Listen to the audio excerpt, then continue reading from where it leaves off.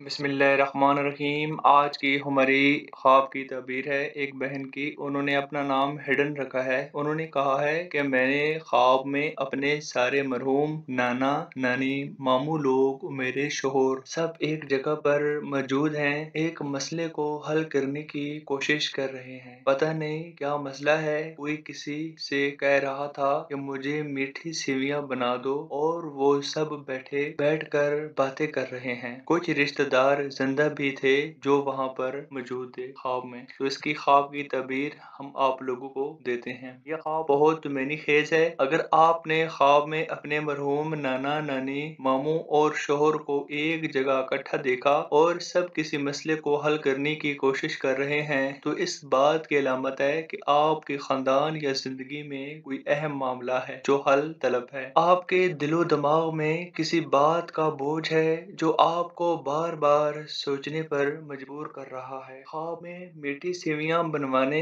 या इनका जिक्र होना खुशखबरी, रिज्क और बरकत की अलामत है। इसका मतलब है कि आपकी जिंदगी में जल्द कोई अच्छी खबर आने वाली है या आपके मरहूम अजीज आपके लिए खैर व बरकत की दुआ लेकर आए हैं। अगर आप किसी जज्बाती या घरेलू दबाव में हैं तो ये ख्वाब सुकून, रूहानी मदद का इशारा भी है। इस ख्वाब के बाद बेहतर है कि आप सदका दें, मीठी चीज का, कुरान पाक की तिलावत करें और मरहूमैन के लिए दुआ करें। आज के वीडियो ख्वाब की तबीर की इतनी ही। नई वीडियो के साथ मिलेंगे, तब तक के लिए इजाजत दें। अल्लाह हाफिज।